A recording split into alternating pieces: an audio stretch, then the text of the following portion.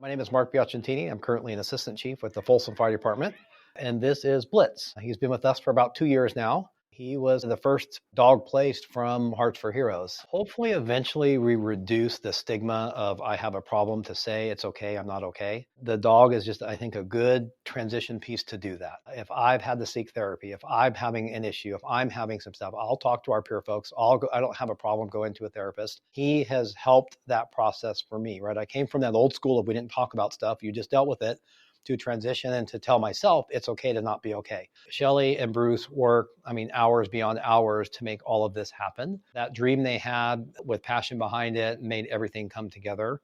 And they haven't stopped just because now it's up and running. They continue to push more. How can we make it better? How can we improve? I don't like to be settled with just, okay, this is good enough. There is always better. What can we do better? What can we do next? Where can we improve what we're already doing? Shelly and Bruce are in that 100%.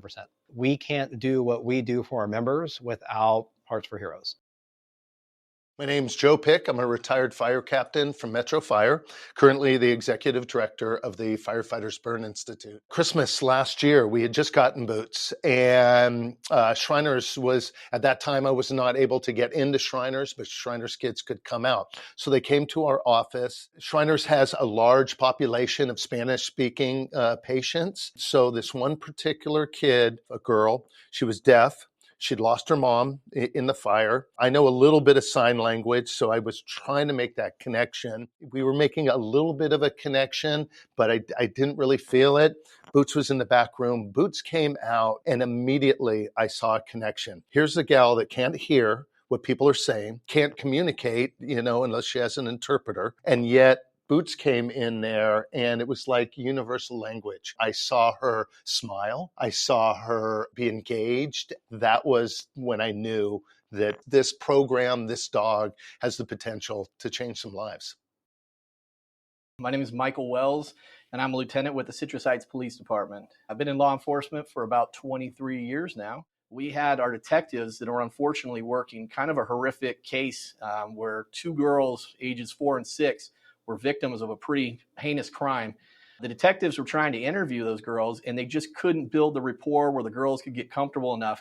But we needed to get that information to get a prosecution. So it was brought up to maybe bring Ellie in, see if she could help build that rapport. And sure enough, within about a minute of bringing Ellie into the room, those 2 little girls were hugging on her, petting her, and they were willing to answer any question the detectives had. They were able to make the case they needed. And that's where she comes in. Again, she can help people calm down, help decompress. It's endless where we could take these dogs. And Hearts for Heroes is, I think, just a trailblazer. They do so much work to, fundraise and do all this great stuff for our first responders. They really provide a resource that we didn't know we needed until Ellie got there. My name is Brett Jones. I'm a fire captain with Rescue Fire Department, and I'm the division chief of the Paw Platoon Placement Program.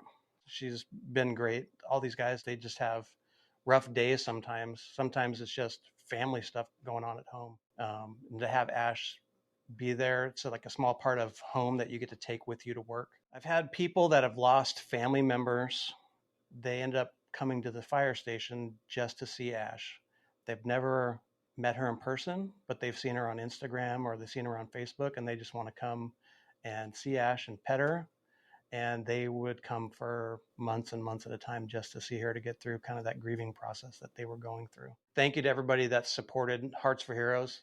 Thanks to all of our trainers. Thanks to all of our sponsors.